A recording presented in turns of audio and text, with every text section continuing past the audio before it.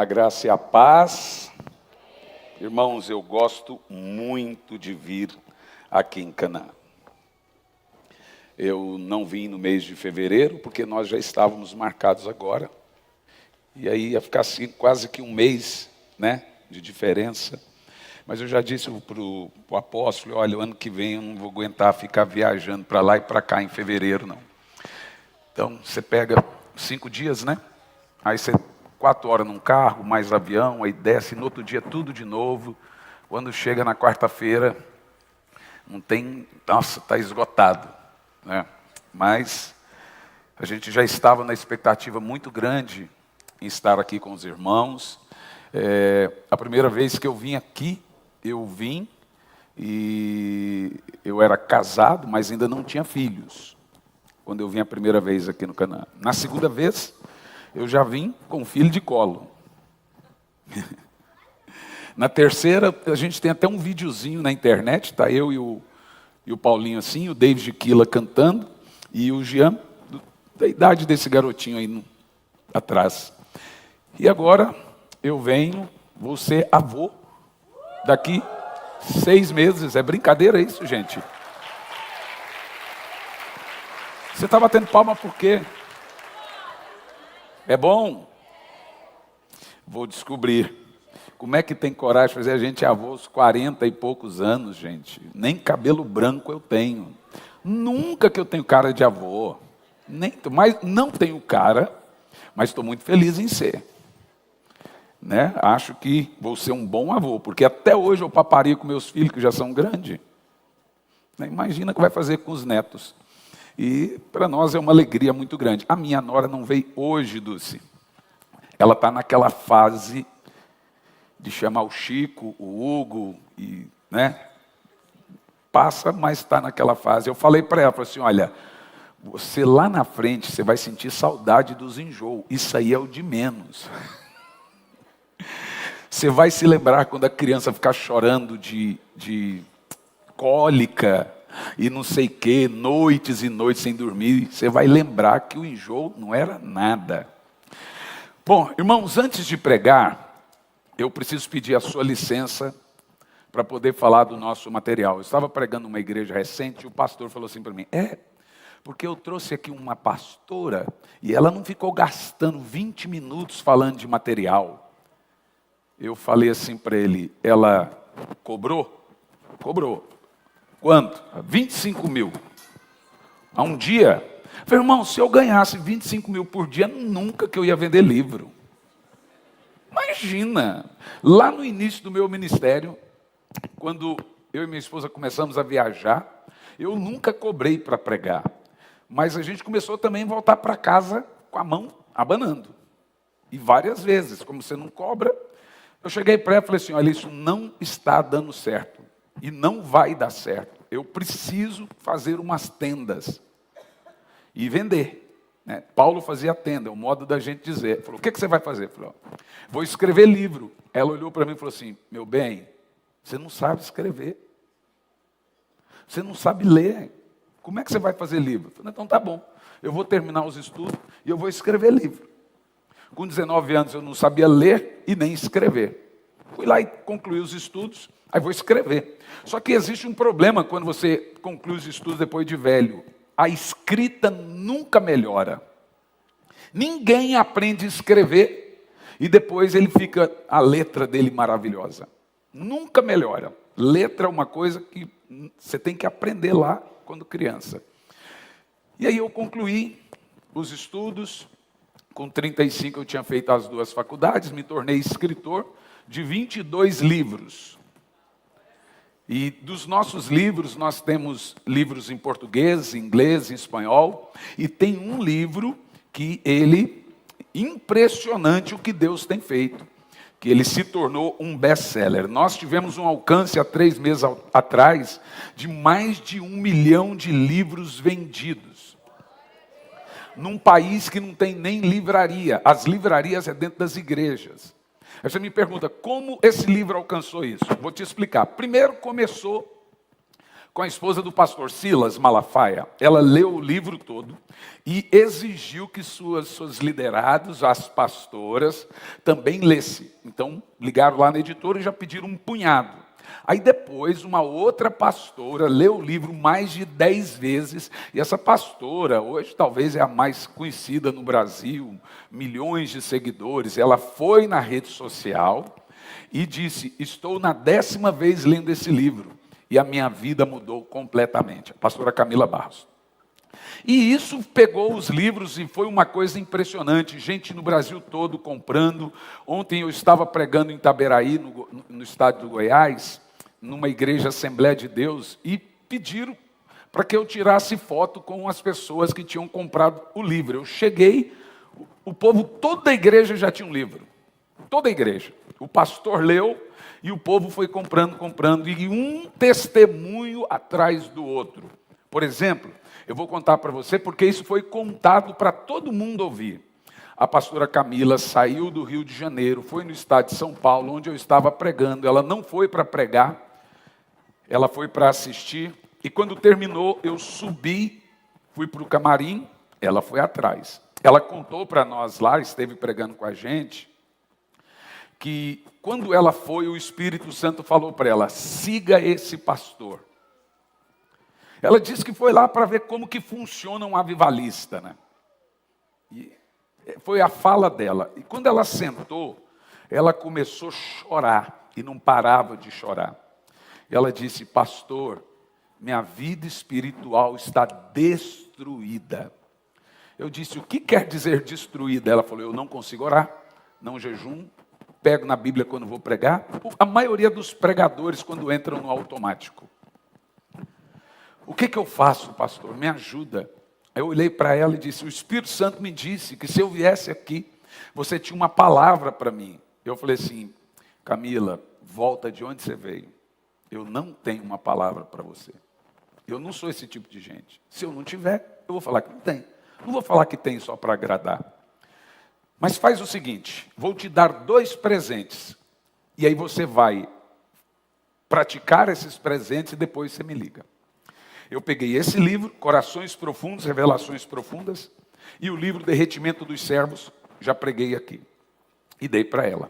Falei: você vai ler esse livro. Primeiro esse, depois o outro. Ela disse que não deu muita moral, não. E guardou o livro dentro da bolsa. Quando ela entrou dentro do avião, deu uma crise de choro nela. E o Espírito Santo falou assim: pega o livro. E você sabe que o grande segredo aqui desse livro é a praticidade. O que está escrito nesse livro não é novidade para ninguém, gente. É o óbvio. Mas toda pessoa que tem lido esse livro tem passado por um avivamento da parte de Deus na sua vida. Eu ouvi isso da sua boca, eu ouvi isso da boca de tanta gente, e etc. Gente que ligar: pastor, eu estou conseguindo orar de madrugada, eu estou vivendo um avivamento na minha casa, eu estou vivendo um avivamento na minha vida, eu estou vivendo... E daí veio esse segredo desse livro que foi escrito há quase 2 anos. E hoje, irmão, mais de 1 milhão de livros vendidos. Alcançou muitos corações no Brasil. Eu sei que eu já trouxe aqui, mas trouxe de novo. Quem aqui não tem esse livro? Quer ver? Levanta as 2 mãos, deixa eu ver. Quem não tem o livro Corações Profundos? Levanta a mão. Está vendo? É para você. Quem já leu esse livro aqui? Olha aí, ó, muita gente. Isso é Canaã lê mesmo. Não é para você. Mas é para você. Só tem um detalhe aqui nesse livro. Ele veio exato o número da Bíblia. O número não tem extra. Então esse livro, dessa vez, ele não veio para ser vendido. Ele veio, dessa vez, para ser doado. Ele é um brinde. O valor do livro no site é R$50. Ele veio como brinde. De quê? Os irmãos vão se lembrar que há 1 ano atrás eu disse que nós estávamos numa fase de tradução de uma Bíblia que eu ganhei no museu. Você lembra disso? E eu sei que você tem a McShane não é uma Bíblia de estudo, é uma Bíblia de devocional, você nem consegue usar ela vindo num culto. Mas eu sempre vinha falando. Há 5 anos atrás, eu cheguei no museu em Londres, do avivalista John Wesley, e eu olhei assim, um quadradinho assim, estava escrito Bíblia de Wesley, toda marcada. Por que era a Bíblia de Wesley? A Bíblia que ele lia e a Bíblia que ele fez o comentário bíblico. Essa Bíblia nunca pôde ser vendida, porque ela é uma peça de museu. Então, para ela ser vendida, ela tinha que sair do museu. É tipo Mona Lisa. Se você libera outras Mona Lisa, deixa de ser peça de museu. Por exemplo, lá em Munique tem a Bíblia de Lutero. A Bíblia de estudo de Martim Lutero. Eu morro de vontade de pegar naquele negócio e traduzir. Mas no dia que nós estávamos lá, a curadora do museu olhou para mim e disse: você gosta muito de Wesley, vou te dar uns presentes. Eu trouxe alguns aqui. Me trouxe um devocional de Wesley de 365. Nós traduzimos, demorando 3 anos para traduzir esse devocional, assim, bem grande. Traduzimos 3 livros de Wesley, traduzimos 2 livros de Susana Wesley e sua mãe, e foram 5 anos para traduzir a Bíblia. A Bíblia que é responsável por 3 poderosos avivamentos. E nós traduzimos a Bíblia, ela chegou há 2 meses atrás, com a versão, olha a versão original da King James. Agora você imagina a King James de 1600 e o comentário de 1700, que é uma coisa mais pura do que isso. Deixe-me te falar sobre isso. Então, está aqui a Bíblia. A beleza e o comentário, todo aqui, comentado. E o método de estudo dela é surreal, gente. O método de estudo dela é referência versículo por versículo. Todo versículo do Gênesis Apocalipse tem uma referência de costura. Raramente você vai ver uma Bíblia assim. Essa Bíblia é a única no mundo, porque nós ganhamos os originais, o original do museu. Então ela é a única, não tem outra no mundo. Mas aí algumas pessoas me perguntam, o que eu saio ganhando com essa Bíblia? Além dos comentários e do fator histórico, você sai ganhando, o mais rico dessa Bíblia é o texto. Meu Deus, você pega essa Bíblia e começa a lê-la, você fala, gente, eu não sabia que esse texto tinha essa palavra. Por exemplo, eu recebo constantemente a seguinte pergunta: qual versão da Bíblia é a mais se aproxima do original? Todo dia. Segundo, qual Bíblia é melhor? A minoria das pessoas sabem que eles têm uma Bíblia que pelo menos faltam 3.000 versículos. Você sabia disso? Não? Então deixa eu te contar essa pequena história aqui. Eu tenho uma paixão e um fascínio por Bíblia. Então, uma das especializações que eu fiz foi crítica textual, que estuda Bíblia. Para você entender o que eu estou te falando, escuta. Quando a gente fala de texto bíblico, ou os textos bíblicos, é isso aqui. A gente no Brasil fala versão, né? O certo é texto, é o texto bíblico, 66 livros. Você precisa entender que tem 2 originais da Bíblia. Você pergunta, como é possível ter 2 originais? Tem um original e uma outra cópia. Não, na realidade tem 2 originais. Olha, grava isso no seu coração. 2 originais em 2 bibliotecas mundiais. Uma biblioteca em Alexandria, no Egito, outra biblioteca em São Petersburgo, na Rússia. No Egito estão os originais da Bíblia em hebraico. Em São Petersburgo estão os originais da Septuaginta, ou seja, a Bíblia do grego. Entendeu? Então você tem o original direto do hebraico e você tem o original direto do grego. Como é que funciona esse negócio de grego e hebraico?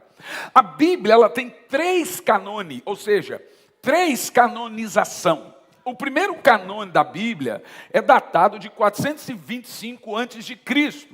E é dado, os historiadores dão a Esdras e Neemias, junto com a reedição do templo, esse canone. Foi Esdras e Neemias que definiu que no meio de 3.000 livros judeus, eles escolheram 39. Eles jogaram fora livros de bruxaria, de feitiçaria, Macabeus, e não sei o quê, e Judite, foram jogando tudo fora. Falou, não, só vai ter esses livros. Os profetas, os históricos, os reis, provérbios, eclesiásticos, salmos e etc. Não vai ter mais, 39. E esse canone foi o primeiro canone. Esse canone de 39 livros são os canones que Jesus Cristo canonizou. Como é que ele canonizou esses livros? Ao citá-los. Você vai ver que Jesus fala de Daniel, Jesus fala de Salmos, Jesus fala de Provérbios, Jesus fala de Esther, Jesus fala de Reis, Jesus fala do Pentateuco. E cada livro que Jesus falava, ele legitimava. O canone hebreu, esse canone de 39. O que tem na sua Bíblia aí, 39 livros, é o que Jesus chamou de minhas palavras. É o que ele chamou de sagradas escrituras, e vocês devem examinar as escrituras para saber que tem vida eterna. Ou seja, se você ler a Bíblia judaica, dos 39 livros, você vai ler a mesma coisa que está na sua Bíblia. Isso é bom, não é? E essa Bíblia judaica, a judaica, ela é idêntica ao original. Não existe mais originais. E por qual motivo? Porque são livros de 4.000, 5.000, 6.000 anos. E o papel, ele vai deteriorando como a madeira. E ele vai, raleando, esfarelando. Então, o que as bibliotecas fazem?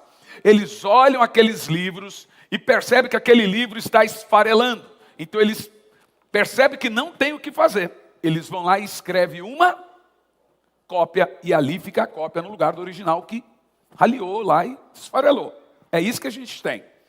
Agora, você tem um segundo canone, que é datado do 3º século, feito por 72 eruditos, junto com Agostinho de Hipona, decidiu que teria-se um canone de 27 livros. Olha que coisa interessante. Na época de Agostinho, tinha livro de tudo.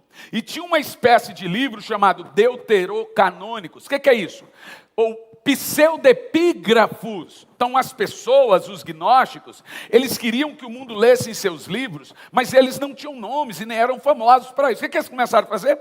Por nome de apóstolo, nome de profeta, para que o povo lesse. Esses livros são chamados de pseudepígrafos. Então lá tem livro Ascensão de Moisés, livro de Madalena, e não sei o que, tudo dos gnósticos. A igreja primitiva fez um estudo muito profundo, com seus 72 eruditos, e decidiram que apenas 27 livros deveriam ser também canonizados. 27 com 39, 66 livros. Agora, olha que coisa interessante. Durante 1.200 anos, a igreja, que era católica, permaneceu com 66 livros. Quem fez esse canone de 66 livros foi um padre. E durante 1.200 anos, a igreja católica tinha esses livros. Mas em 1575, por causa da reforma protestante, um monge chamado Jerônimo, ou São Jerônimo, ele faz uma outra versão, que chama de Latina Vulgata, e acrescenta 7 livros. Por quê? Porque eles não queriam um livro igual dos protestantes. Ou seja, 2 canones bíblicos foram de padres, 1 foram de judeus, e os protestantes fizeram quantos? Nenhum. Ou seja, quando um padre diz que a igreja protestante tirou texto da Bíblia, quem tirou foi Agostinho, um outro padre. Nós mesmos não tiramos nada. Eu acho que Deus fez isso para ninguém acrescentar nada ou falar que a gente acrescentou. Agora, olha que coisa interessante. Qual é a diferença das Bíblias? Por que você lê uma Bíblia, tem um texto, você lê uma outra versão, está outro texto? Onde está a diferença? Vou te explicar desse jeitinho. Existem 2 modelos de tradução bíblico. O direto da raiz, direto do original, que é traduzido palavra por palavra, chamado de tradução. Tradução formal. Você vai lá no original do hebraico e traduz palavra por palavra. E tem um outro modelo de tradução bíblica, que é chamado de equivalência dinâmica. O que é isso, gente?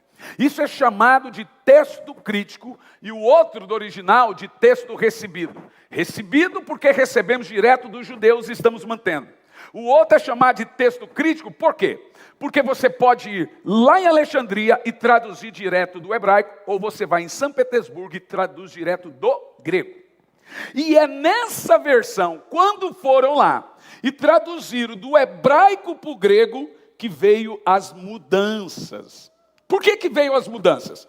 Veio as mudanças por causa das palavras. Tinha muita palavra que não encontrava em grego, mas muita mudança.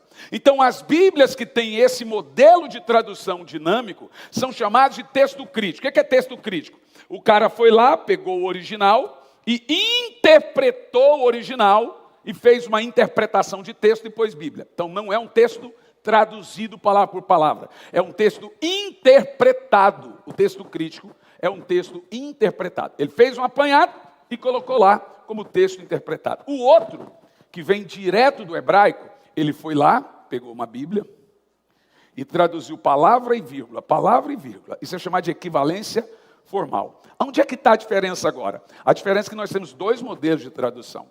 Tem gente que prefere que a sua Bíblia tenha uma equivalência dinâmica e moderna.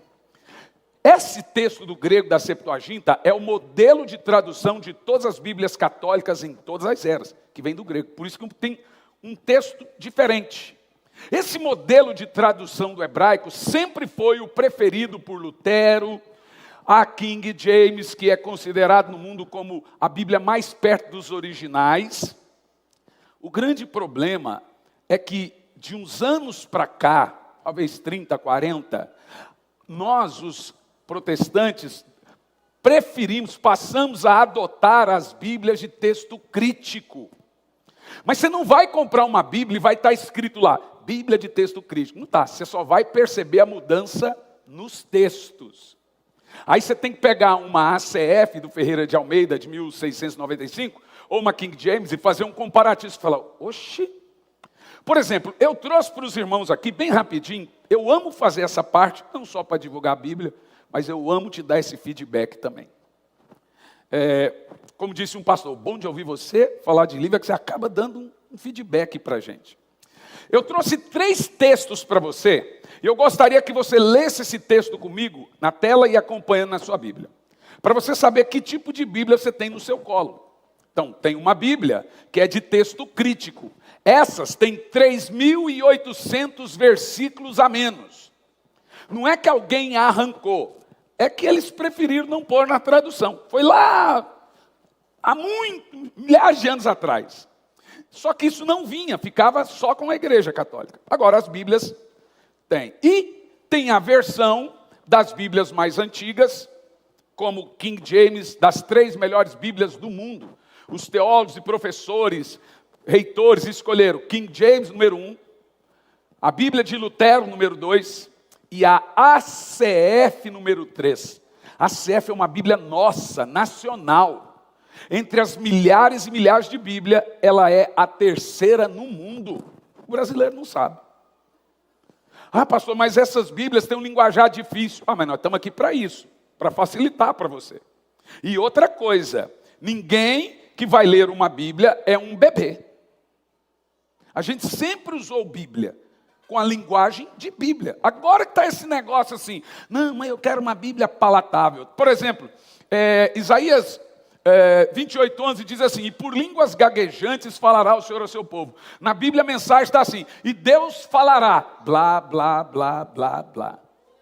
Não estou exagerando não. E Deus está falando, blá, blá, blá, blá, blá, blá, blá. Oh, meu Deus do céu. O primeiro texto que eu quero ver com você, o irmão lá da tela, Romanos 8, primeiro, eu vou te dar 2 versões bíblicas. A ACF, que é nossa nacional, que foi feita baseada na King James. Ferreira de Almeida, quando foi fazer essa Bíblia que você vai ler, ele pegou a King James, que é de 1600, a ACF, quase 100 anos depois, leu King James e do original hebraico e fez a tradução da sua Bíblia. Diz assim, ó, portanto agora nenhuma condenação há para os que estão em Cristo Jesus. Agora foquem na parte B do texto, que não andam segundo a carne, mas segundo o Espírito. Qual a importância desse texto? Todo mundo conhece. É que a parte A do texto é responsabilidade divina. Não há condenação para aqueles que estão em Cristo Jesus. Mas tem uma condição. Qual é a condição?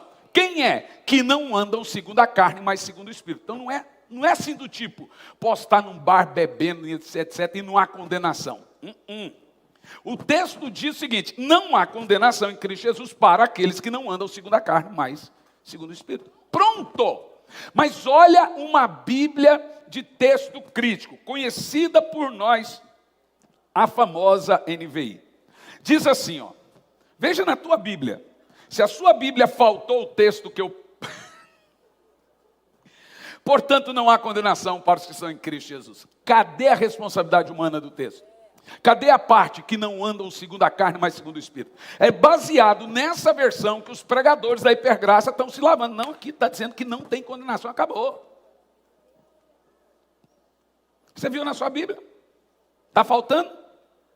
Tá, né? Poxa vida, que triste, não? Pesado, não é? Vamos lá, segundo texto. O segundo texto é o coração da doutrina cristã e o texto número 1 de doutrina da chamada Trindade. Toda a teologia da Trindade começa com esse texto de 1 de João 5 e 7. Esse texto de 1 João 5 e 7 diz: porque 3 são os que testificam no céu, o Pai, a Palavra e o Espírito Santo, e os 3 são um. Você adota aqui, ó, você vai ensinar a Trindade, o primeiro texto que se lê é esse. Texto crítico do grego.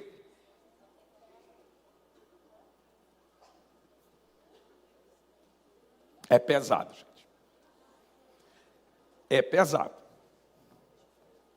Cadê o texto? Irmão, você sabe... Está ali em espírito e em verdade. Você sabe por que eu comecei a falar sobre isso? Eu não preciso falar sobre isso. É só eu falar da qualidade da King James, é o suficiente. Eu comecei a falar sobre isso porque eu comecei a pregar nas igrejas, citar texto, e o irmão vinha me confrontar dizendo que não estava na Bíblia. Aí eu tentava explicar por causa da versão da Bíblia, ninguém vai acreditar em mim. É complicado. Então, faltou esse texto na sua Bíblia? Qual a diferença? Essa Bíblia sua é de texto crítico, não foi traduzido palavra por palavra, foi trazido de forma dinâmica e colocaram ali o que o autor entendeu. A quem goste e a quem não goste. Há teólogos, eu conheço vários, que dizem que não estragam. Eu até acho, digo a você, que essa Bíblia não tem nenhum problema para o novo convertido. Mas você que quer ensinar, pregar, dar aula, discipular e etc., ela derruba você. Você não vai achar texto. Agora, o terceiro texto é gravíssimo como os outros. Por exemplo, nas Bíblias de texto crítico, especificamente nesse modelo da chamada NVI, as palavras arrependimento, pecado e inferno são trocadas. Você quer ver? Marcos 2 e 17. Esse texto é forte. Olha que texto poderoso, que prova que Jesus era pregador de arrependimento. Diz assim: e Jesus, ouvindo isso, disse-lhes: os sãos não necessitam de médicos, mas sim os que estão doentes. Eu não vim chamar justos, mas pecadores ao arrependimento. O chamado de Jesus não é só chamar pecadores. Ele chamou pecador para se arrepender. Se você tirar essa palavra arrependimento aqui, pode jogar o resto do texto fora, não serve para ler. Porque o importante aqui é que o texto bíblico está falando do chamado de Jesus. E o chamado é: eu vim chamar pecadores à mudança de vida, a arrependimento. Não é claro isso, irmãos? Vamos ver isso no outro modelo. Ouvindo Jesus isto, e ele disse: não são os sãos que precisam de médicos, mas os doentes. Eu não vim chamar justos, mas pecadores. A quê? Ele veio chamar pecador a quê? Eu poderia ficar aqui, nós fizemos um podcast de 3 horas, eu e o meu filho, comparando, não só essa versão bíblica, comparando os textos de Bíblias modernas com das Bíblias mais clássicas. Eu quero aconselhar você, eu sou da época dos pastores, eu nem na minha igreja, eu não ligo. Você sabe o que eu fiz, passei a fazer na igreja? A hora que eu estou pregando, eu passei a colocar um texto dos originais das Bíblias clássicas em cima e uma de texto crítico mais moderno embaixo. Para criança, para o novo convertido e etc. Eu sou bem honesto com você. Se você quer entender profundamente a Bíblia, talvez seja necessário você ter mais uma Bíblia, né? Aonde as outras Bíblias ganham? Por exemplo, o pessoal gosta muito da NVI porque o estudo dela, os comentários são muito bons, o que também é verdade. Agora, nós temos que entender, eu penso que é grave. Um irmão diz assim, não, o senhor está fazendo isso porque a King James no Brasil agora é da sua editora. Eu falei, não, não são todas. Duas delas, né? Então, tem uma King James Roma, gigante, de 400 e poucos reais. Tem aquela fininha, que você tem que ter olho do Espírito Santo para ler, porque aquela letrinha bem pequenininha, e tem essa. Essa é bem cobiçada por aí. Então, deixe-me te dizer uma coisa. Eu quero muito que você tenha a Bíblia King James. Por quê? Essa é a Bíblia que você vai trazer na igreja, comentada pelo maior avivalista e teólogo de todos os tempos. Nunca, não tem outra. Não tem nenhuma Bíblia por aí comentada de John Wesley. E essa está feito o comentário, e eu quero que você leia. Pastor, a letra, ela não é gigante nem pequena. Ela é uma letra normal. Eles dizem que esse tamanho é considerado uma letra grande. Eu acho que é normal. Uma letra normal. Bom para mim, para você, para todo mundo. E isso vai ser uma bênção para você. Mas pastor, você está falando isso porque você quer desprestigiar outra Bíblia? Não é não, irmão. Vou te explicar de coração. Se fosse só business, eu teria escolhido a mais barata. Para cada Bíblia que você faz, você tem que pagar royalties. O royalty da NVI é 3% por Bíblia vendida. Cada Bíblia você tira 3%. O royalty das Ferreiras de Almeida é 5% por cada Bíblia. Os royalties dessa, que é inglesa, é 9%. Se fosse business, eu pegaria a NVI. Mas não é só. Por isso que eu gasto esse tempinho um pouco a mais, primeiro, para você apaixonar pela Bíblia. Ah, eu leio Bíblia no celular. Eu também, lia. Eu vi uma pesquisa nos Estados Unidos de 3 anos para cá, todo mundo que começou lendo Bíblia no celular, 3 anos para cá, deixou de ler Bíblia. Eu tive essa experiência, né? Bíblia é pesada, põe numa mochila, é pesado. Então eu passei a não levar. Vou ler Bíblia no celular, no tablet. Sabe o que aconteceu? Eu comecei a perceber, quando eu estava no aeroporto, avião, eu não lia mais Bíblia. Voltei a carregar Bíblia, voltei a ler Bíblia. Então, invista em você, nessa Bíblia que foi responsável por grandes e poderosos avivamentos. E aí tem uma promoção. O livro, como eu te disse, é 50, mas ele não está à venda. A Bíblia com o livro. Faça o cálculo para você entender. A Bíblia é 240 e ganha o livro. Ou seja, você consegue adquirir ela pelo valor inferior a muitas outras Bíblias que tem aí, que são até nacionais. Então, passa lá, compra no cartão, invista pesado em você. Gente, ela tem todas as características ainda do museu. Foi o que eu pedi, mantenha, ela é a Bíblia. Olha, é interessante, a gente estava dentro do avião e o Jean lendo a Bíblia. A comissária olhou, uau, que Bíblia linda, chamou atenção. O Jean aproveitou, evangelizou e tasca a Bíblia nela. Tacou a Bíblia na mulher. Eu estou numa outra, camarada sentado do lado e eu lendo minha Bíblia. Porque eu gosto de ler Bíblia. E é importante você ficar com Bíblia na frente dos outros. Uns odeiam, mas outros chamam atenção. O camarada olhou de lado e falou, que Bíblia é essa? Eu falei, essa é uma King James 1611. Que modelo? Eu comecei a ensinar para ele sobre as Bíblias. O cara estava desviado. O camarada, eu gastei ali um tempo, acho que uns 40 minutos com ele. Falei, eu preciso voltar para a igreja. Foi muito bom estar aqui com você. Então, deixa eu falar, é importante carregar a Bíblia. É muito bom. A gente tem que voltar a carregar isso aqui. Ó. Isso aqui você chama de seu. O que está dentro do celular não é sua Bíblia. Essa é a sua Bíblia. Então, termina o culto. Vão lá, dá facada, dá tiro, puxa cabelo. Mas não fique sem sua Bíblia. Bom, dito isso, 2 Reis. O modelo bíblico de avivamento. 2 Reis 22. Primeiro, antes de ler,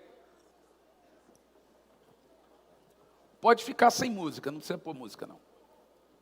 2 Reis 22, irmãos, deixa eu te dar um panorama antes de nós lermos o texto. Todo o avivamento que nós tensionamos viver, eles devem ser pautados nos avivamentos bíblicos. Incrível, nós estamos vivendo um período chato, que as pessoas já estão passando a atacar aquilo que chamamos de avivamento. Eu vim para cá, antes de vir, alguém me mandou um vídeo de uma adoradora famosa. Talvez ela está magoada, não sei, mas ela afirmou dizendo que não cria mais no avivamento que é pregado aqui por nós. Como vamos orar de madrugada para receber avivamento, vamos jejuar para receber avivamento, vamos meditar nas Sagradas Escrituras para receber avivamento, e vamos parar de pregar que o avivamento, Deus vai fazer um avivamento poderoso com o Brasil, porque não vai. O problema é que as músicas dela tudo ensinam o contrário. Então eu falei, mais um adorador que não crê mais no que cantava. Eu vi também um outro pastor afirmando que o que aconteceu em Atos 2 acabou. O que resta para nós até a vinda do Senhor é só apostasia e desgraça. Também é mentira. É a falta de revelação bíblica que leva a isso. Mas o que eu vou explicar a você aqui é que, em primeiro lugar, a gravidade de uma geração passar para outra sem avivamento. Irmãos, avivamento é a única bala de prata que Deus tem contra o pior pecado de todos, chamado apostasia. E é a única bala de prata porque não precisa de outra. E a verdade que eu tenho repetido é, se nós não vivermos um avivamento, veremos muitos sepultamentos. E eu não estou falando de sepultamento de caixão, eu estou falando de sepultamentos de ministérios, sepultamentos de igrejas, sepultamentos de pregador famoso, sepultamento de pastor famoso, que já estamos vendo. Não, é tanta coisa que esses dias eu dobrei o joelho com a minha esposa e eu falei assim, meu Deus, tem misericórdia de nós. Se esse homem caiu, tem misericórdia de mim, Senhor. Se essa pessoa, com toda a mensagem que pregava, caiu, o que será de mim? E essa deve ser nossa reação, de misericórdia. Não de tripudiar, etc., mas clamar ao Senhor por socorro.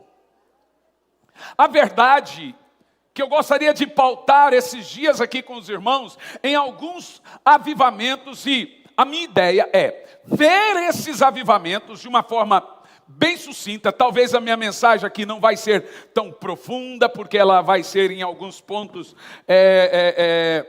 expositivo, e comparar nossos dias com esses avivamentos, e aí entendermos a pergunta final: qual foi o segredo desses avivamentos? Como eles chegaram ao avivamento? E se nós podemos copiá-los? Bom, se trata da Bíblia, nós devemos copiá-los. Então nós temos no Velho Testamento o avivamento de Josias. Nós temos no Velho Testamento o avivamento de Asa. Nós temos no Velho Testamento o avivamento de Ezequias. E o que esses avivamentos têm em comum? Bom, aí quando você faz um comparativo desses avivamentos com o Novo Testamento, você tem o avivamento de Atos 2, Jerusalém. O avivamento de Atos 8, Samaria. O avivamento de Atos 10, Jope. E o avivamento de Éfeso, Atos 19, com o apóstolo Paulo.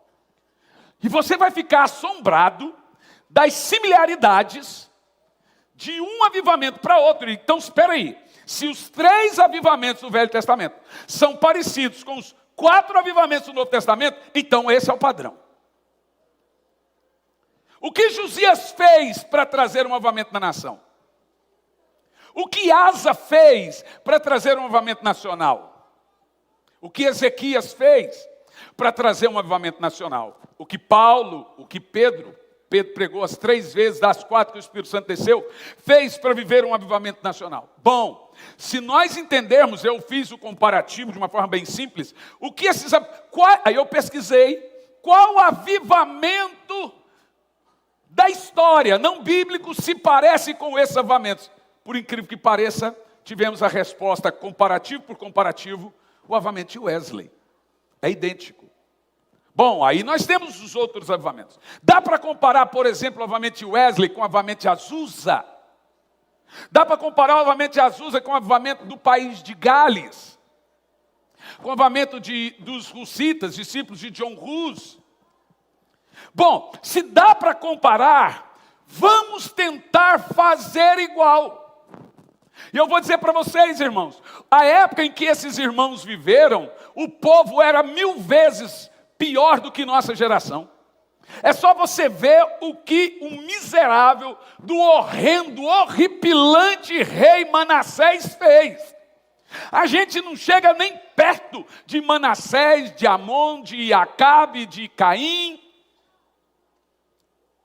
Ou seja, se Deus perdoou Manassés, Deus, irmão, eu tenho uma raiva de falar isso, sabia? Deus não perdoe. Deus perdoou Manassés, não devia. Que desgraçado! O cara sacrificou os próprios filhos a Moloque. O cara mostrou os punhos para Deus e disse: eu mato quem eu quiser. Um miserável, irmão. Ainda bem que eu não sou Deus. É considerado o rei mais horripilante da Bíblia. Que demônio! Você tinha que chegar para ele e falar assim, chegar para Satanás e falar, em nome de Jesus, sai dele, Manassés. O diabo fez escola com Manassés. É absurdo. Amon, o pai de Josias, era tão endemoniado que os seus próprios servos de quarto mataram ele na facada. 3 meses de rei, o homem não prestou para mais. Se Deus atendeu, perdoou um cara igual Manassés, se Manassés encontrou espaço de arrependimento, irmão, eu estava lendo no avião esses dias, Deus chamou Davi 2 vezes de um homem segundo o meu coração. Olha que interessante isso. A gente tem que ler isso na Bíblia. Eu já li a Bíblia toda, estou entre 29 e 33. E já li essas histórias tudo, mas nunca parei. E Bíblia é assim. Tem uma hora que você está lendo tanto a Bíblia, que você para de ler e ela passa a ler você. Aí você lê daqui um pouco, o texto começa a falar com você. Essa é a hora que a Bíblia está te sondando.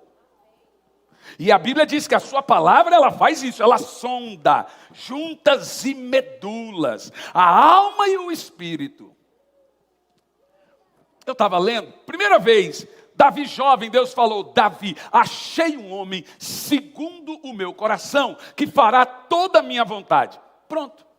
Agora Davi peca, Davi cai, Davi é um fura-olho, Davi faz toda a besteira. Davi se arrepende. Deus vem, a primeira coisa que Deus fala para Davi, quando Davi se arrepende é, você ainda é segundo o meu coração. Sabe o que eu aprendi? Que o arrependimento muda tudo. Que Deus nunca espera de uma raça caída perfeição. Ele espera arrependimento. Deus estava dizendo para Davi, você ainda se sente culpado. Davi fala, será que Deus me perdoou? Deus vem para Davi, depois da queda e diz, você ainda é segundo o meu coração. Isso para mim é muito importante, mostrando que não há pecado que o Senhor não perdoe. Não há ministério que não possa ser recomeçado. Isso para mim é muito importante. Mas ora, quando eu vou ver essas coisas, eu fico impressionado. Por exemplo, Amon morre e a linhagem de Davi era Josias. Não podia passar para outro. Então o que acontece? Deus levanta um garoto de 8 anos de idade. Nós estamos falando do maior avivalista do Velho Testamento, comparado. E o avivamento começa quando ele tem 16 anos. A idade do menino do país de Gales. O texto começa dizendo assim: Josias tinha 8 anos, quando começou a reinar, e reinou 31 anos em Jerusalém. Você vai entender porque foi só 31 anos. E o nome da sua mãe era Gedita, nome bonito para pôr numa filha aí, filho, ó. Filha de Adaías e Boscate, ó, isso é nome para pôr filho, Boscate. Esse povo nunca veio no Brasil para saber que isso aqui ficaria mal.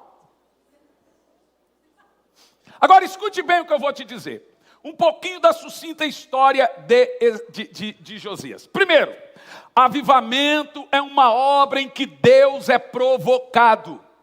Avivamento não vem só porque uma igreja está orando, levantando as mãos e... Não. Para que haja um avivamento, precisa ter uma provocação a Deus. Que tipo de provocações são essas? Apostasias. E dentro da apostasia você tem coisas horripilantes. O modelo de apostasia que a gente lê no Novo Testamento, que antes da vinda de Jesus viria a apostasia, a gente precisa entender que é o mesmo modelo de apostasia do Velho Testamento. O que é considerado apostasia no Velho Testamento? Para você entender, o que Josias encontrou dentro do seu reino. A primeira coisa, 300 anos depois de Salomão, o templo estava às prostitutas. Josias começa a reinar exatos 298 anos depois de Salomão. Quase 3 séculos já não tinha mais culto no templo. As crianças cresceram sem saber quem era o Senhor. Ora, se não é assim que está vivendo a Europa hoje. Fizeram uma pesquisa por aí lá em Portugal. Todo mundo perguntando se conhecia Jesus. Conhece Jesus? Essa pesquisa, não é, filho? Conhece Jesus? Não. Conhece Jesus? Não. Sabe quem é Jesus? Não, não sei. Sabe quem é Jesus? Não. Aí agora fizeram uma outra. Qual é mais importante, Jesus ou coelho? 93% coelho. Os textos começam assim: foi um tempo que não se ouvia mais o nome do Senhor. Irmão, criança não faz o que a gente manda. Criança faz o que a gente faz. Nossos filhos só irão amar o Deus que amamos. E como que os nossos filhos entendem que nós amamos a Deus? Através da prática.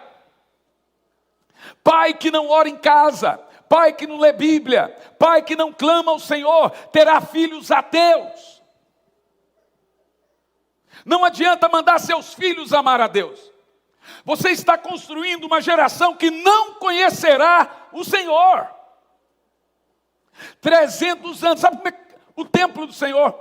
Na época de Jesus deu chicotada. Isso não é nada. Na época de Josias, havia prostitutas cultuais e as casas de prostituição, pasmem vocês, que nojo, dentro do alpendre do templo. Os cultos a deuses pagãos, com sexo, regado a sexo e comida, eram feitos nesse abuso de humilhação a Deus, dentro do templo de Salomão. O templo estava às moscas, não existia mais culto, não tinha mais sacerdote. Josias restitui de novo os sacerdotes, não tinha mais louvores. A arca do Senhor, você sabe o que aconteceu? Ou seja, sumiu tudo. 300 anos. O que aconteceu com o livro da lei, a Bíblia? O miserável, endemoniado do Manassés, o filho do Janho, ele enterra o livro do Senhor e põe embaixo das pedras para ninguém achar. O pai de Josias manda uma ordem dizendo que não se procure o livro de Deus. Imagina você ficar 300 anos sem uma Bíblia para ler. Aquele templo de Salomão, que a Bíblia Sagrada mostra que Salomão viu o Senhor por 3 vezes. Que os sacerdotes não conseguiam ficar de pé. Tamanha era a glória de Deus. 300 anos depois não é nem sombra. Ninguém mais falava o nome do Senhor. Não falava o Eterno, o Senhor, Yahvé. Não se mencionava o nome de Deus em Judá. Você acha que está mal hoje? Você acha que nós estamos diante de uma apostasia? Ah, você não sabe o que é apostasia. Para piorar, além das prostitutas cultuais que ficavam ali, cobravam para cada culto pagão. Você vai se lembrar que lá em Salomão, o Salomão, a Bíblia diz que na sua velhice, tem gente que pensa que é na idade, não. No final da sua vida, na sua velhice, Salomão praticou todas as coisas horrendas ao Senhor. Casou-se com 1000 mulheres e 300 concubinas, e as mulheres lhe perverteu o coração. O que Salomão fez? Ele havia construído o templo do Senhor. Mas quando ele começou a praticar cultos, ele foi o primeiro a instituir o culto a Moloque. O deus sidônico que pega crianças como sacrifício. É o deus do aborto hoje. Então, o que ele fez? Do alpendre, da área do quarto dele, da varanda, ele conseguia ver o templo do Senhor. E aquilo alegrava muito o seu coração. O que o Salomão começou a fazer? Ele constrói entre o alpendre dele ao templo do Senhor um templo para Aserá, maior que o templo de Deus. Todos os reis depois dele estavam diante daquele templo de Aserá. E depois o templo do Senhor, bem menor. Ele constrói um templo para Aserá, ele constrói um templo para Baal, ele constrói o templo para Moloque. E quando a Bíblia fala de Moloque, ela diz, o horripilante deus sidônico. O que é terrível é que esse culto, essa interação de apostasia do final da vida de Salomão foi sendo passada de pai para filho. Por isso que, se você fizer uma breve pesquisa, quantos reis em Israel não prestavam? 99% alguma coisa. Porque quando você vai ver, estudando na Bíblia, a Bíblia vai falar que Josias fez tudo que agradou o coração de Deus e andou em todos os caminhos de seu pai Davi, não diz seu pai Salomão.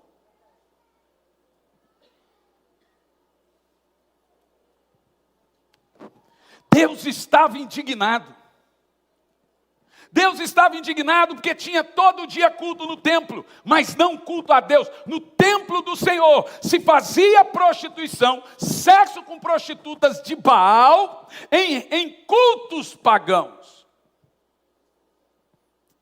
O que mais que aqueles sacerdotes faziam? Você sabe que isso em Samaria já era comum. Não era comum isso dentro de Judá.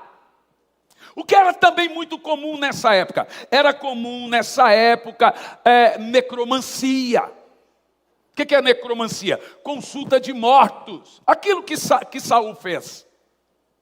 Era comum nessa época os sacerdotes de Aserá, de Baal, chamado Balaíns, os sacerdotes de Moloque. A Bíblia Sagrada fala que Jeremias vem confrontar o povo, porque o povo de Israel oferecia seus filhos a sacrifício a Tamuz e Moloque. Nessa época de Josias, Deus faz uma coisa poderosa. A primeira delas, levanta um garoto avivalista. A segunda delas, levanta um profeta por nome Jeremias.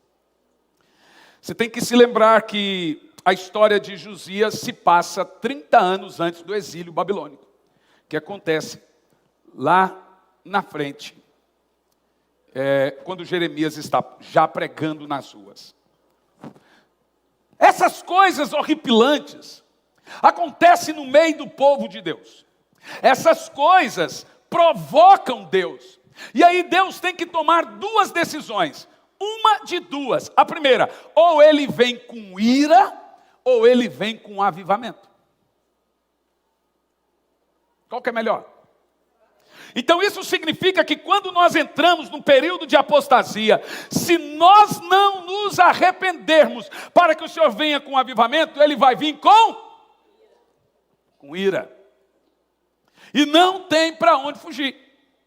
Ou seja, então a ideia de avivamento não é uma ideia festeira, é uma ideia desesperada. Ou Deus aviva essa geração nos próximos anos, ou nós vamos ver cada vez mais apostasia, gente desviando. Agora, o padre está fazendo uma live 4 da manhã. E perguntaram para ele, quantas pessoas? 2 milhões. Você já teve uma média? Ele falou, tem, eu sei a porcentagem entre protestante e católico, eu acho que ele exagerou, mas ele disse 75% de quem assiste é crente. Ele falou, já tem crente ligando e pedindo o terço. Aí eu falei, meu Deus, a quem nós estamos entregando nossa vida?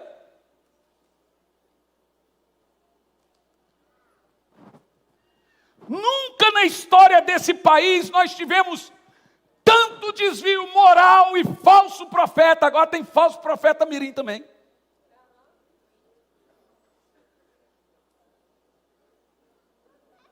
Não, o diabo está de brincadeira. Não, eu acho que o diabo amanheceu e falou assim, hoje eu vou tirar com a cara dos crentes. Só pode. Irmãos, nós precisamos de um modelo purificador de avivamento, como veio no templo inicial de Salomão, que as pessoas não conseguiam ficar de pé, como veio em Atos 2, que 3.000 pessoas foram cheias do Espírito Santo. Nós precisamos urgentemente que nossos corações sejam aquecidos, senão nem nós ficaremos de pé. Ou seja, há um desespero da parte de Deus para que essa geração volte a buscar o Senhor. Para que essa geração volte a amar as suas santas palavras. Para que essa geração volte com todo o arrependimento. Se isso não acontecer, nós não temos muitos anos de fé. Porque vai acontecer aí uma coisa que parece igreja, mas não é.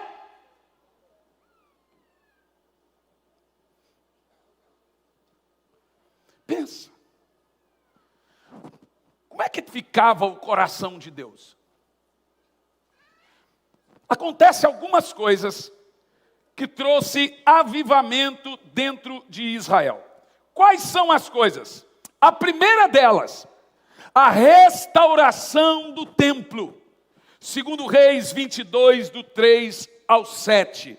Começa aqui o porquê Deus traz avivamento em Israel. Veja, Deus, escute bem, Deus percebeu que se Judá não vivesse um avivamento, seriam destruídos. E eles são destruídos depois pela Babilônia. Aí você fala, mas não teve avivamento em Judá? Por que foram exilados para a Babilônia? Isso é outra questãozinha, que o povinho não é fácil. O texto aqui em questão, segundo Reis 22:3, diz assim: sucedeu que no ano 18º, rei de Josias, o rei mandou ao escrivão Safã, filho de Azalias, filho de Mesulão, ir à casa do Senhor, dizendo, pode ir, sobe a Ilquias, o sacerdote, para que tome o dinheiro que trouxe à casa do Senhor, o qual os guardas no umbral da porta ajuntaram do povo. Primeira coisa de tudo que Josias fez foi levantar uma oferta. Para que ele levantou a oferta? Para reerguer o templo.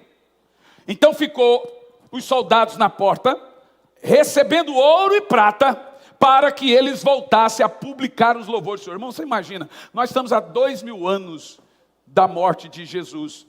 Ninguém mais, não tem templo do Senhor, você sabe que não tem. Imagina, isso aconteceu várias vezes em Israel. Algumas o templo foi destruído, as outras nem precisou destruir o templo. Eles simplesmente fecharam as portas e acabou o culto. Hoje eu estava vendo um pastor europeu dando uma palestra, ele disse que 85% das cidades na Europa não tem um crente. É igualzinho isso aqui. Por que nós no Brasil somos melhores que eles? Ou os Estados Unidos, que está caminhando para isso? Irmãos, nós precisamos, e o nosso clamor, e o clamor de todo servo de Deus, é trazer o povo de volta ao Senhor. Se o meu povo que se chama pelo meu nome, se humilhar, se orar, buscar a minha face, se converter dos seus maus caminhos, então eu ouvirei dos céus, perdoarei os seus pecados e sararei a sua terra. Agora eu vou ler o texto de trás para frente. Aí você vai ficar assustado, talvez funcione mais.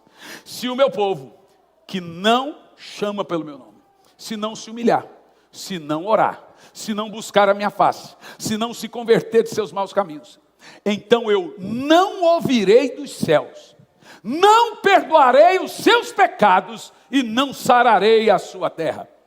Deus não vai produzir fogo, porque é isso que Ele faz num coração que não clama. Coração de pedra não pega fogo. Olhe para os seus filhos, netos e sobrinhos. Se nós não formos ao Senhor nessa geração, a outra geração está perdida. Nós temos que passar o bastão do avivamento. Nós temos que passar o bastão do batismo com o Espírito Santo. Nós temos que passar o bastão do fogo de Deus. Aí eu te pergunto, é isso que estamos vendo no Brasil? Não é. Mas isso não significa que eu sou pessimista. Muito pelo contrário, eu sou otimista. Deus vai lavar a sua igreja. Deus vai levantar a sua igreja. Deus vai avivar a sua igreja. Nós vamos ver políticos indo na mídia pedindo perdão de pecados. Escreve o que eu estou te dizendo aí. É esse avivamento que eu tenho pregado.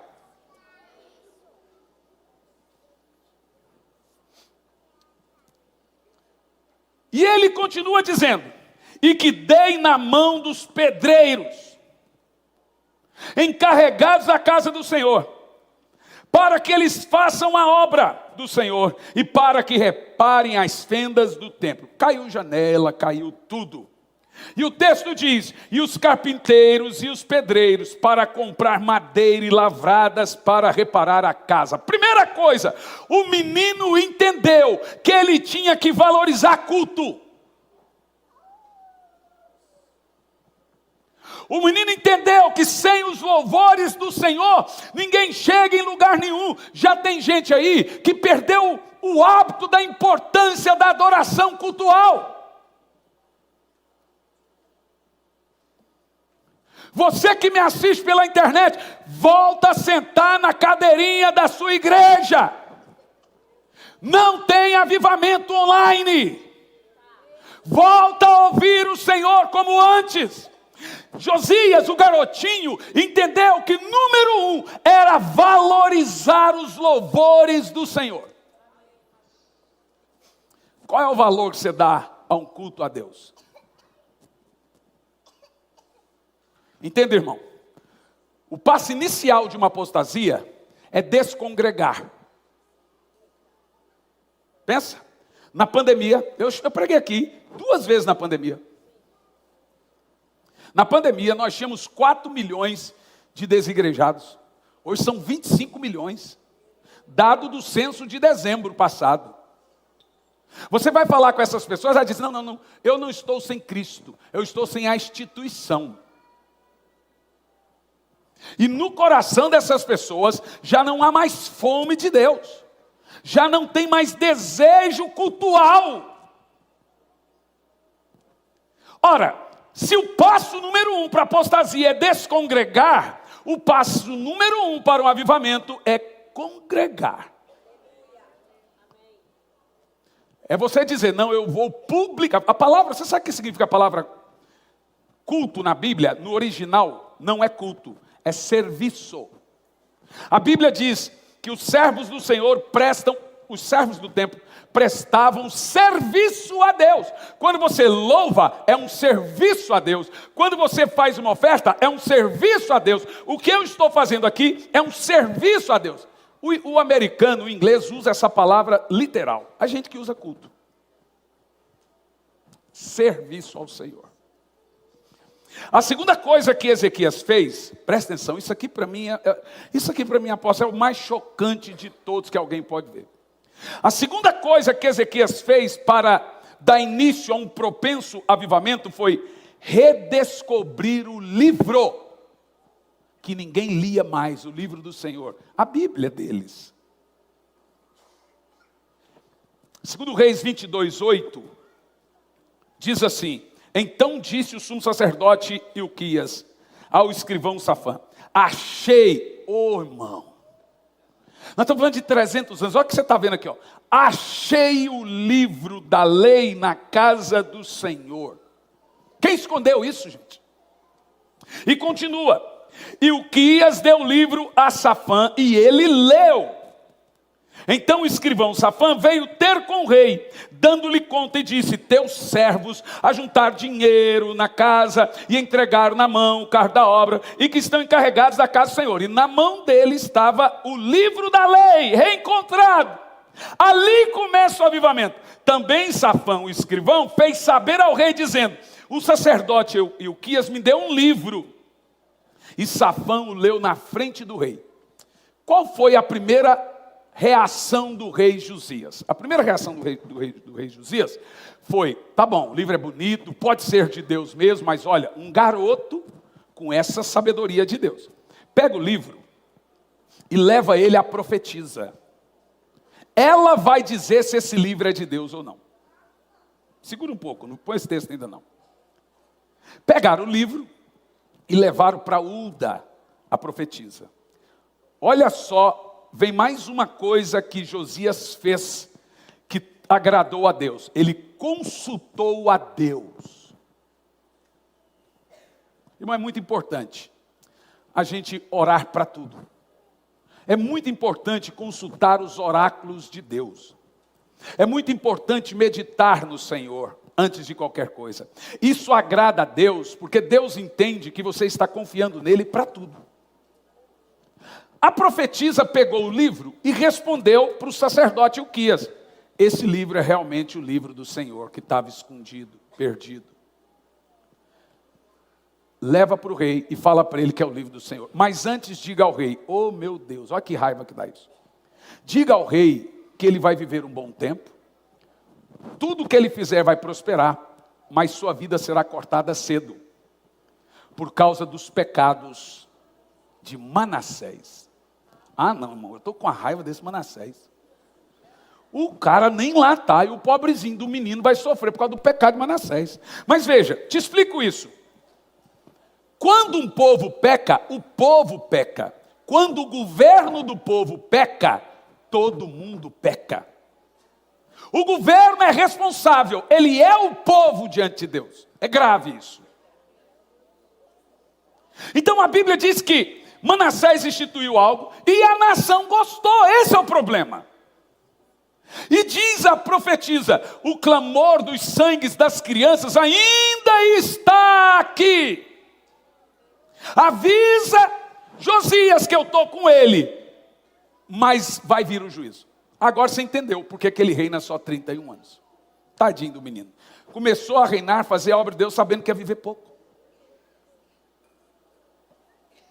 Agora pega Uquias, olha que coisa poderosa. Ele pega o livro, os rolos do livro, e chega e entrega a Josias e diz: rei, a primeira notícia que eu vou te dar é boa, depois eu dou a outra. Esse é o livro de Deus. Rei, está aqui, esse é o livro de Deus. Nessa hora o rei Josias faz algo que surpreendeu a todos. Esse ato que Josias faz é um ato poderosíssimo que é comparado no Velho Testamento ao arrependimento. Ele rasga as suas vestes. E o motivo que levou Josias a rasgar as suas vestes é porque ele estava se arrependendo pelos 300 anos de desprezo a Deus, estava se arrependendo pelo templo ter virado casa de prostituição, ele estava se arrependendo porque o povo já não lia mais ao Senhor, e a Páscoa não era celebrada há 180 anos. Nessa hora Josias cai em si, rasga suas vestes e se arrepende pelo povo. Você vai se lembrar que Jó se arrependia pelos filhos. Você vai se lembrar que tem vários reis. Asa se arrependeu pela nação. Ezequias se arrependeu pela nação. Samuel se arrependia pela nação. O arrependimento é o passo poderoso para avivamento, irmão. Não há avivamento sem arrependimento. A esposa tem que se arrepender para o marido tem que se arrepender para a esposa, o pastor para o rebanho para o pastor, o filho para o pai para o filho. Não tem como nós vivermos um avivamento sem um coração rendido ao Senhor. Nenhum crente pode ter reservas no seu coração. Quantos aqui querem um poderoso derramamento do Espírito Santo na sua casa? Ele começa com arrependimento. Olha, deixa-me te contar uma coisa. O arrependimento de Jerusalém, Pedro disse: povo de Israel, arrependei-vos. O avivamento de Jerusalém veio porque houve arrependimento.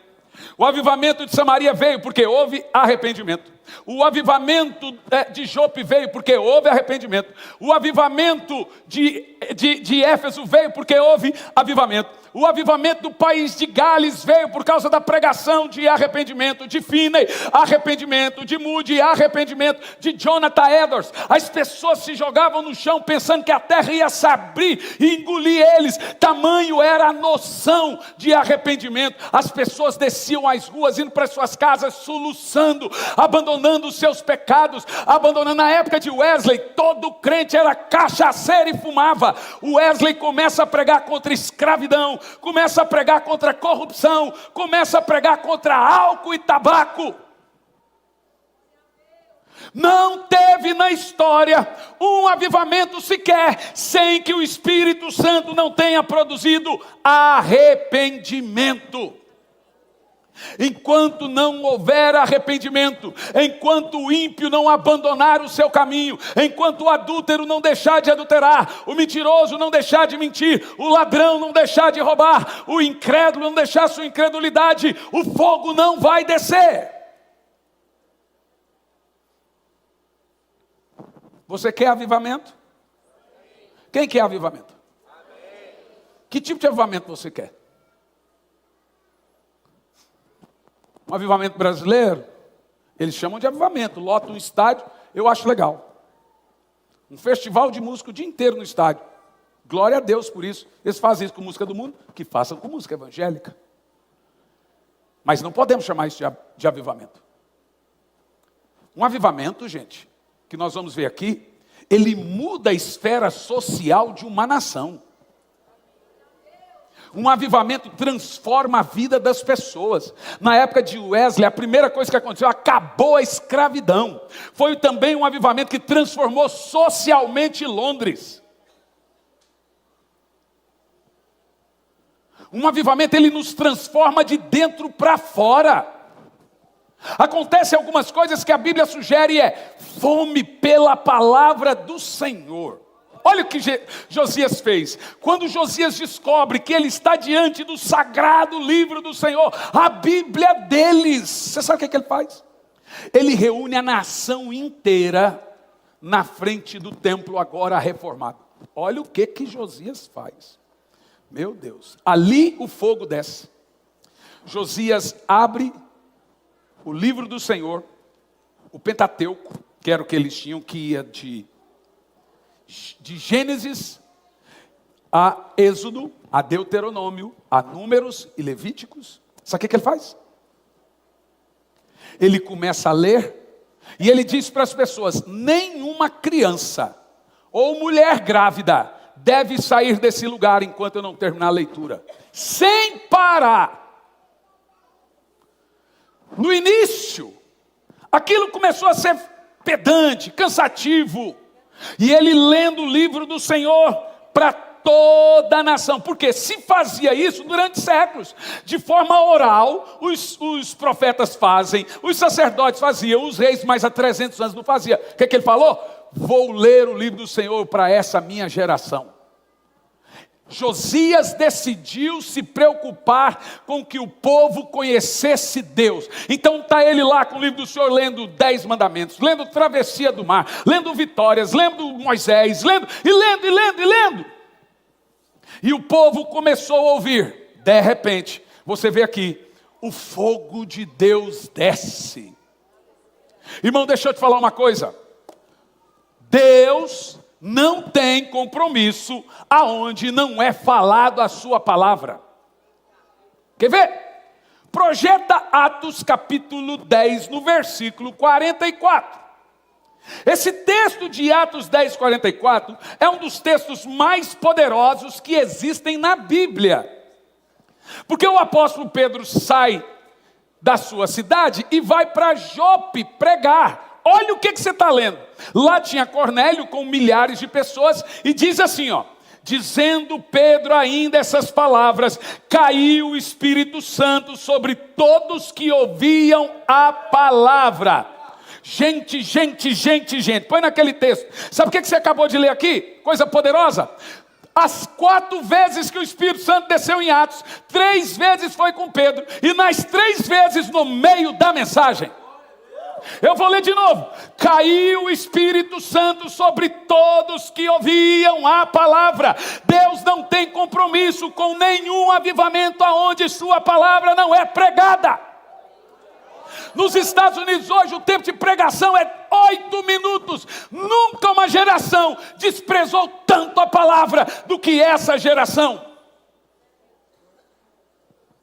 Atos capítulo 6, no versículo 4, nos ensina como nasce um avivamento. Diz assim: nós perseveraremos.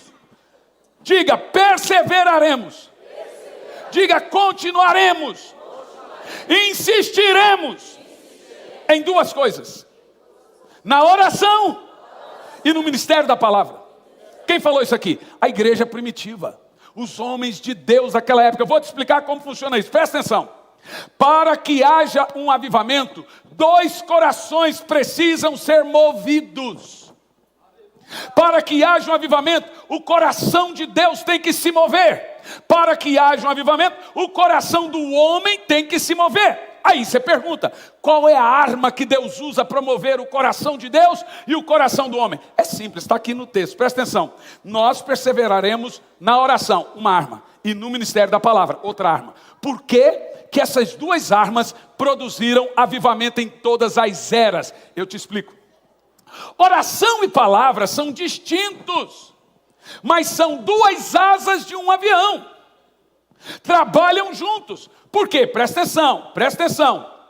Deus moveu essas 2 armas. Uma deve mover o coração de Deus, a outra deve mover o coração do homem. Você não lê, tem gente que diz, porque eu não oro, porque eu não sou do ministério de intercessão. Pô, mas a Bíblia não chamou oração aqui de ministério. Ela chamou palavra de ministério e oração de ofício. Ou seja, Paulo diz, eu ordeno que todos orem. Irmão, Deus move sua igreja através da oração. Agora, o que Deus faz com essas 2 armas? Observa, a palavra move o temporal, a oração move a eternidade. A palavra move o coração do homem, a oração move o coração de Deus. Irmão, Deus não... Você acha que Deus vem na igreja para ouvir pregação? Miguel, põe aí no YouTube aí. Eu quero assistir de novo essa mensagem. Uau, que palavra! Deus não ouve mensagem, gente. Deus não fez a mensagem para ele. Deus fez a mensagem para o homem e fez a oração para Deus. Quando você ora a Deus. Quando você prega ao homem. A palavra molda o homem, transforma o homem, converte o homem, produz arrependimento. Mas é a oração que chega diante de Deus.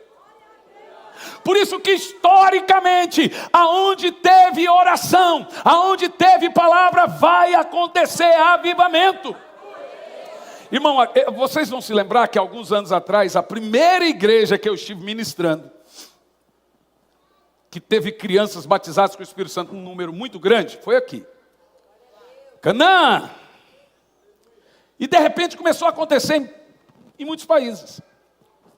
Espalhou. E aí tem gente que acha estranho. Mas você pega esse menino aqui, começou com 8 anos. O negócio de Deus não está na idade dos pregadores mirim. Eu comecei a pregar com 14. O problema está na referência deles. Esse é o problema. Deus usa a criança assim. Ele usa o que Ele quer, do jeito que Ele quer, na hora que Ele quer. A gente tem que parar de formatar Deus.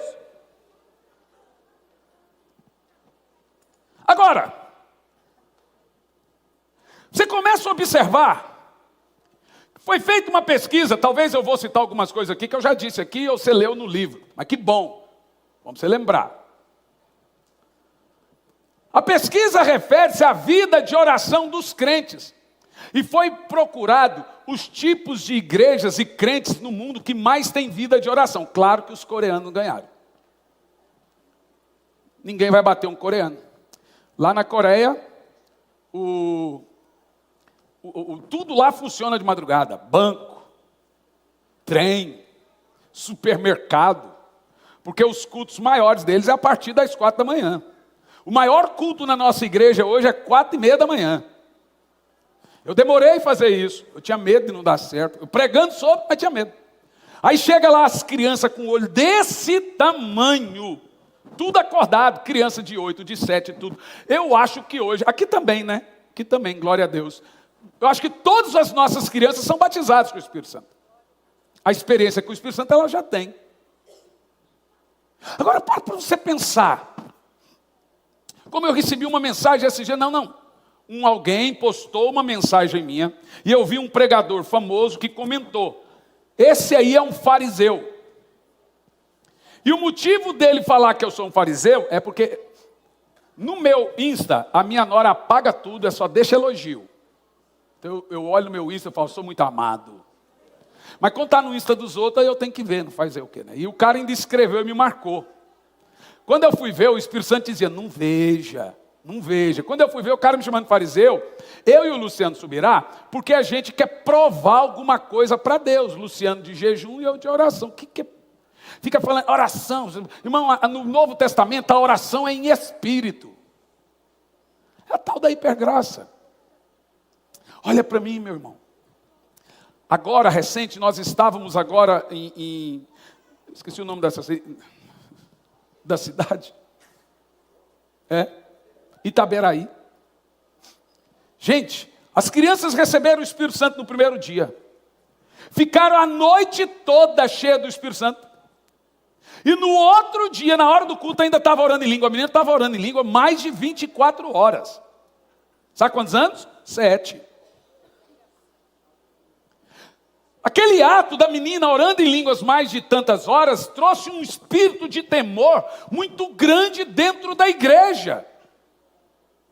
E aquilo elevou a igreja a um entendimento sobrenatural. Eu quero que você entenda uma coisa, meu irmão. Deus quer fazer de novo. E Ele vai fazer de novo. Quem não quer, não recebe. Quem não quer comer, não coma. Mas Ele vai derramar do seu Espírito mais uma vez. Não vai. Ele já está derramando do seu Espírito em tantos lugares. Tem alguém que crê comigo isso?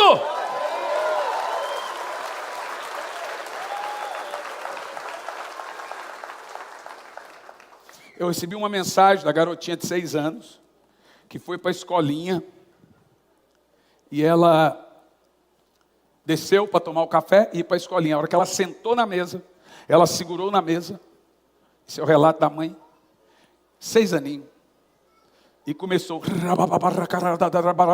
nem a mãe era batizada com o Espírito Santo. A mãe não era, mas a mãe contando que a filha cheia do Espírito Santo, ela começou a buscar e também foi batizada com o Espírito Santo. Olha essa história de Ezequias. A hora que o povo começou a ouvir a palavra, o Espírito Santo desceu. Você pode não perceber, enquanto a palavra está sendo pregada, mas tem algo poderoso que está entrando no seu interior de uma forma sobrenatural. Eu estou aqui para declarar algo surpreendente sobre muitas pessoas que estão aqui. Jeremias capítulo 20, versículo 9 afirma: há um fogo queimando no meu peito, eu não consigo mais controlar esse fogo que arde. Ele dizia, tem um fogo queimando nas minhas entranhas. Nós vamos chegar a esse ponto que nós não seremos mais frios à santa palavra de Deus. Uma simples leitura inicial de um culto vai queimar o nosso coração, porque há vida nessas letras. O Espírito, presta atenção, isso aqui é o Espírito Santo em letras. Deus deu vida à sua palavra.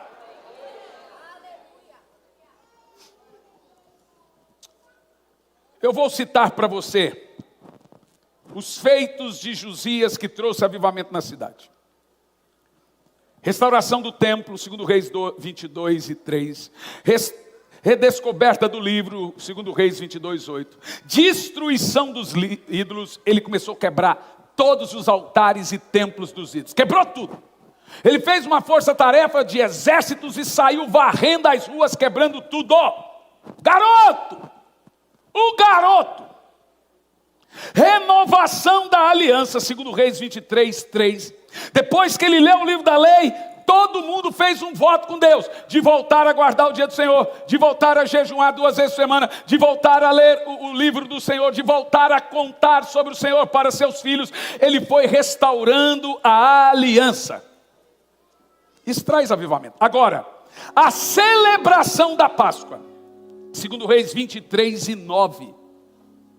Gente, o culto da Páscoa, diz o texto bíblico aqui, que nunca em Israel se viu um rei como Josias, que restaurou a espiritualidade do povo. Você sabe o que é isso? Esse é o papel de um avivalista, nada mais. O avivalista, ele deve promover desejo de Deus, fome de Deus. Ele deve deixar o povo com uma vida de oração. Ele deve deixar o povo com fome pela palavra. Não tem nada demais no avivalista. A menina foi lá e disse, eu fui lá para ver como que opera um avivalista. E ela pregou lá na nossa conferência e disse, eu acho que o pastor Hernani não estava nos seus melhores dias. Aí eu perguntei para ela, por quê? Não, você não deu nenhum grito, não deu nenhum pulo. Eu falei, irmão, um avivalista opera é assim.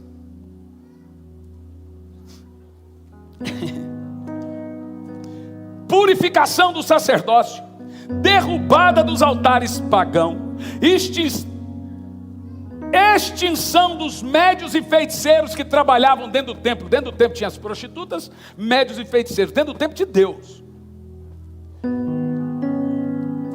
Aí eu te pergunto assim, escute, qual é a característica do avivamento de Josias com o avivamento de Paulo em Éfeso? Você vai se surpreender com isso. No avivamento de Josias, o povo começou nas ruas, apóstolo, você sabe dessa história, fazer fogueiras enormes, queimando livros de bruxaria e de feitiçaria. Mas eram dezenas e dezenas de fogueiras. A multidão foi avivada e agora começa a colocar fim, quebrar, queimar os deuses, queimar os livros de feitiçaria, destruir todas as coisas que eles tinham consagrado a demônios. No avivamento de Éfeso, registrado em Atos 19, olha o que tem: pregação ousada. O avivamento vem quando Paulo prega. Batismo no Senhor, batizando em arrependimento. Em Atos 19, 6, recebimento do Espírito Santo. Paulo ora e a cidade inteira recebe o Espírito Santo. Está aqui, impondo Paulo as mãos, veio sobre eles o Espírito Santo e falava em línguas e profetizava. Oh, glória a Deus, que delícia receber o Espírito Santo. Em Atos 19, 11, milagres extraordinários, e Deus pelas mãos de Paulo fazia maravilhas extraordinárias. Continua o texto, continua. De sorte que até os lenços e aventais que levavam o seu corpo aos enfermos, e as enfermidades fugiam deles, e os demônios saíam. Em avivamento o demônio sai, em avivamento paralítico anda, em avivamento morto ressuscita, em avivamento o cego enxerga. Eu estou aqui para declarar que nós vamos viver uma geração que vai voltar a ver mortos ressuscitando. Tem gente aqui que Deus vai pôr fogo na sua mão. Vai ter gente lá no trabalho que milagres vão acontecer. Tem gente que tem medo disso. Olha, as características desse avivamento e do avivamento de Josias: milagres. Nós vamos viver um tempo de milagre poderoso.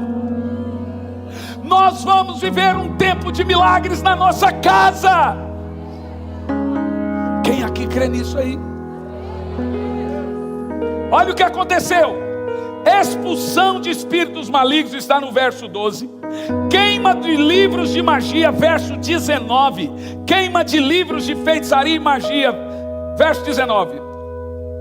Alguns dos exorcistas judeus, 19, também muitos dos que seguiam artes mágicas, pegaram seus livros e os queimaram na presença de todos. Gente, que avivamento poderoso é esse? Vocês estão lendo isso aqui comigo? A mesma coisa que aconteceu em Judá com Josias. Começaram a queimar os livros na presença de todos. Feita a conta do seu preço, acharam que os livros que eles queimavam davam 50 mil peças de prata.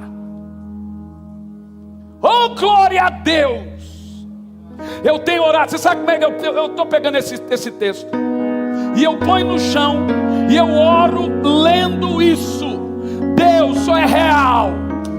Deus, o Senhor é poderoso. Deus, levanta Josias. Deus pode estar levantando adolescentes aqui hoje.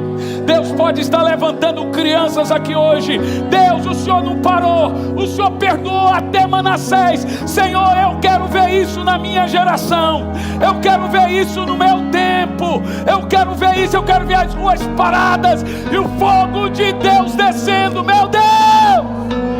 Quem aqui quer viver isso?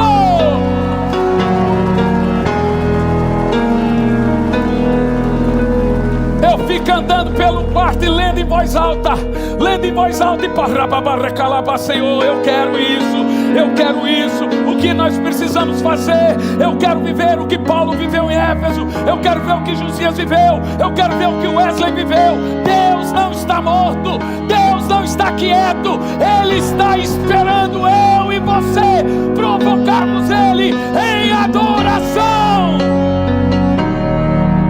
Oh, dá um minuto de línguas aí para colar essa revelação no seu coração aí. Ore em línguas por um minuto. Oh, meu Deus, eu estou desesperado por isso.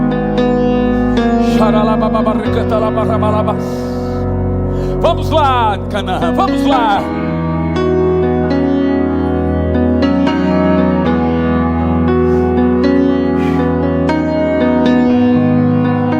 Atos 19 e 19. Atos 19 e 17. Grande impacto na sociedade. Olha isso aqui, ó. Atos 19 e 17 afirma que o avivamento com Paulo, assim como de Josias, teve um grande impacto na sociedade. Foi isto notório a todos os que habitavam em Éfeso, tanto judeus como gregos, e caiu sobre todos o quê? Caiu sobre todos o quê? Um temor do Senhor. E o nome do Senhor era engrandecido em toda a cidade. A cidade de Éfeso tinha 350 mil habitantes. Estima-se que 85 mil foram batizados e receberam o Espírito Santo. Oh, deixa eu te falar, em se falar do Espírito Santo, Ele está aqui agora buscando o coração disposto. Quem aqui vai ser o novo Josias? Quem aqui vai ser o novo Asa, Ezequias? Quem aqui quer entrar na brecha por um avivamento por onde você está passando? Tem gente desesperada aqui por algo novo.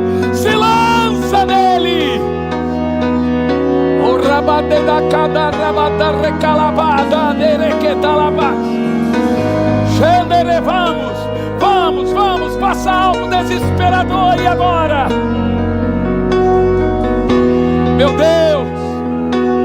Deus, pode ser você, oh Espírito, levanta as suas mãos,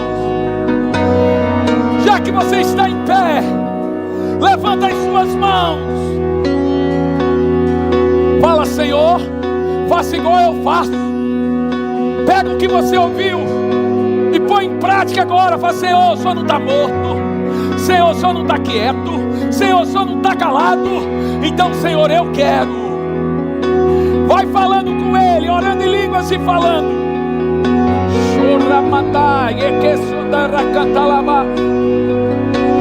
Eu estou vendo um fogo poderoso vindo sobre muitos irmãos aqui agora. Eu estou vendo dons de milagres sendo entregues aqui agora. Vamos lá, Canaã. Vamos lá, igreja de avivamento. Eu quero que agora você ore em línguas o mais alto que você puder.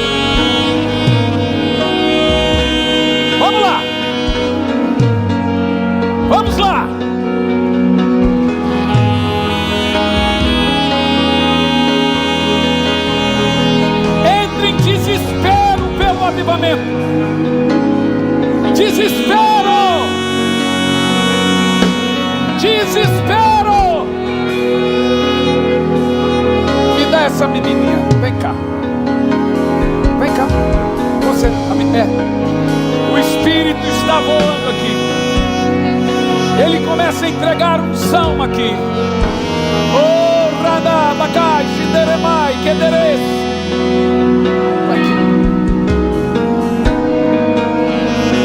Tem 3 dons sendo entregues aqui agora. Segura ela.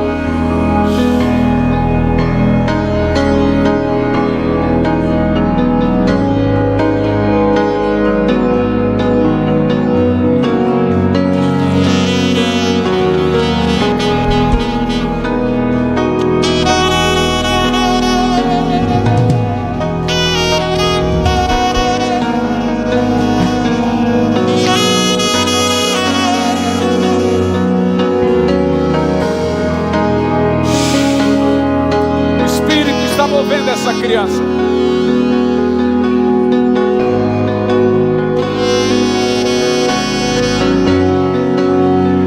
Oh, o Espírito está movendo aqui.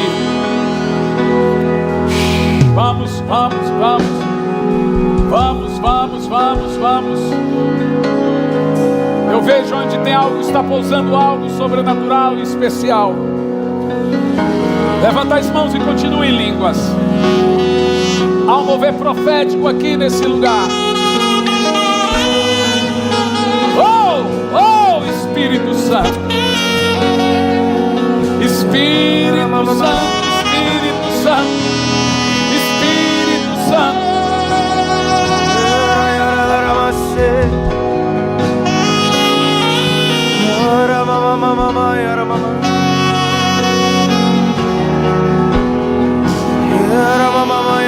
Algo novo. Deus está dando algo novo a Canaã aqui agora. Muito poderoso.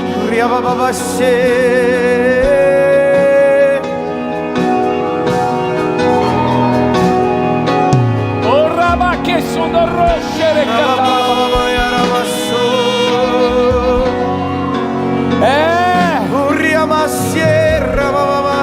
o desespero pela presença de Deus está nascendo aqui agora. Se desespere.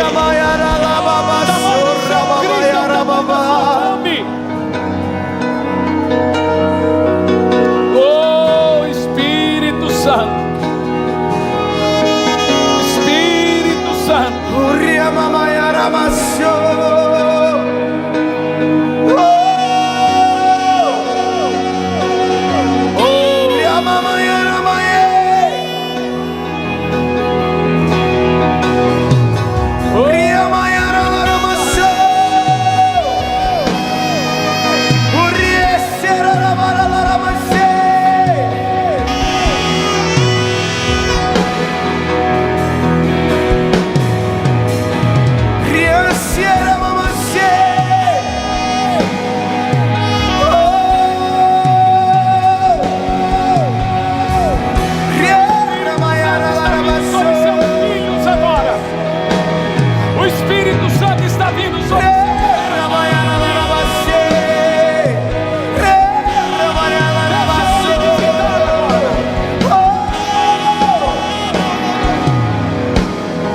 Seja cheio agora, cheio.